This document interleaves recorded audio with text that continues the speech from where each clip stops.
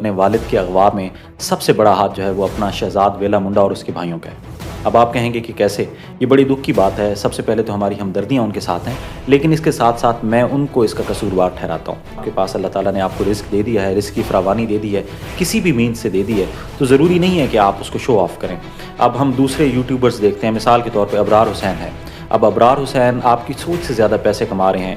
وہ ولاگنگ کرتے ہیں، بائک رائڈنگ کرتے ہیں، پوری دنیا گھوم چکے ہیں، لیکن آپ کو ان کو دیکھیں گے کہ نہ تو انہوں نے کو بہت زیادہ جو ہے وہ قیمتی مطلب کپڑے انہوں نے پہنے ہوئے ہوتے ہیں، وہ عام سے لائف سٹائل میں ہوتے ہیں جہاں پہ بھی جاتے ہیں، نہ انہوں نے اپنی ذاتی زندگی کو، ہو سکتا ہے ان کے پلازے ہوں جتنا ماشاءاللہ وہ ارن کرتے ہیں، لیکن یہاں پہ جو دوسرے ہمارے یہ حضرات ہیں، شہزاد ویلا منڈا، ان کی آپ بالکل ٹائم لائن دیکھ لیں۔ ایک تو یہ ہو گیا، دوسرا یہ ہے کہ آپ کی ولاگنگ اگر تھرو آؤٹ آپ کی پرسنلی آپ کی فیملی لائف کے ارد گرد گھومتی ہے تو ظاہر ہے لوگوں کو پتہ ہوتا ہے کہ آپ کہاں بیٹھتے ہیں، کہاں اٹھتے ہیں، آپ کس وقت کہاں ہوتے ہیں۔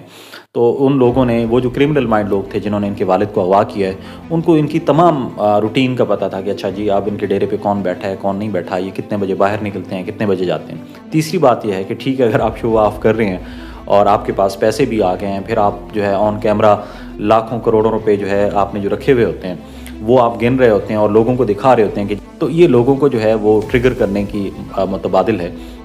پھر آپ نے اپنی سیکورٹی کا بھی کوئی انتظام نہیں کیا ہوا کہ جب آپ کے پاس اتنے پیسے ہیں تو آپ کوئی ایک چوکیدار رکھ لیں، ایک گارڈ رکھ لیں جو آپ کے گھر پہ ہو، رات کو ہو۔ میں اس بات کے حق میں نہیں ہوں کہ آپ ایسے کلچر کو پروموٹ کریں کہ جہاں پہ آپ نے وہ جو ویگو ڈالے رکھے ہیں اس میں آپ کو اپنے گارڈز رکھیں۔ یقیناً اب یہ رکھیں گے بھی، کیونکہ باقی جو ہمارے سستے یوٹیوبرز ہیں لاہور کے ادھر ادھر کے، انہوں نے یقیناً رکھے ہوئے ہیں، تو یہ بھی اب رکھیں گے، ان کی مجبوری بن گئی ہے۔ لیکن بات یہ ہے کہ اللہ تعالیٰ نے اگر آپ کو رزق کی فراوانی عطا کی ہے تو بجائے اس کے کہ آپ اس کو شو آف کریں، آپ اس لوگوں کو، ان لوگوں کے لیے جو ہے وہ ایک درد سر بنیں یا حسد کا باعث بنیں، تو آپ ڈاؤن ٹو ارتھ رہ کے ایک اچھی زندگی گزاریں۔ آپ اپنا کانٹینٹ جو کر رہے ہیں اس کو کریں، آپ اس کو کہیں انویسٹ کر رہے ہیں آپ کریں، لیکن اس طرح کی حرکتیں کرنا کہ جہاں پہ آپ جو ہے وہ چارپائیوں پہ پیسے پڑے ہیں، بیڈ پہ پیسے پڑے ہیں، آپ گن رہے ہیں، پھر آپ گاڑیاں لے کے آ رہے ہیں اور ان گاڑیوں کو جہاں پہ اس علاقے میں جہاں پہ لوگوں کے پاس کھانے کو کچھ نہیں ہے، ایک بندہ جو ہے وہ ایک CD70 موٹر سائیکل جو ہے وہ افورڈ نہیں کر سکتا، اللہ تعالیٰ نے آپ کو دے دیا ہے، آپ فارچونر لے آئے ہیں، آپ دوسری گاڑیاں لے آئے ہیں، پھر آپ ان کو جو ہے وہ گدھا گاڑی کی طرح ان کو یوز کر رہے ہیں، تو اس سے حسد بھی پیدا ہوتا ہے، جلن بھی پیدا ہوتی ہے۔ پھر یہ ہے کہ جن لوگوں کے پاس نہیں ہوتا ان کو بھی یہ کہتے ہیں کہ اچھا یار یہ تو بڑی ایزی منی ہے ان کے پاس تو اتنا پیسہ ہے، تو وائی ناٹ۔ تو یہ ساری چیزیں تھیں۔ ہماری بے تحاشا دعائیں ہیں ان کے والد کی بازیابی کے لیے، کسی کے بھی والد کی بازیابی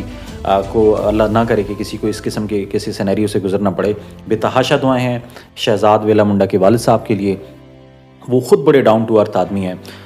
ریگارڈ لیس کہ ان کا بیٹا جو ہے کس قسم کا کانٹینٹ پروڈیوس کرتا ہے، لیکن ہمیشہ ہم نے ان کو دیکھا ہے کہ وہ بڑے ڈاؤن ٹو ارتھ رہے ہیں۔ دوسرا یہ ہے کہ ہماری گزارش ہے ان تمام لوگوں سے کہ جو اس قسم کا، جن کو اللہ تعالیٰ نے رزق کی فراوانی دی ہے، کہ خدا کے لیے اس ملک میں جہاں پہ لوگوں کے پاس کھانے کو کچھ نہیں ہے، لوگ خودکشیاں کر رہے ہیں، لوگ مر رہے ہیں، بھوک سے مر رہے ہیں، وہاں آپ کا یہ شو آف جو ہے وہ دوسروں کے لیے تو تکلیف کا باعث بنتا ہی ہے، آپ کے لیے بھی درد سر بن سکتا ہے۔ اپنا بہت سا خیال رکھیے گا۔ فی امان اللہ۔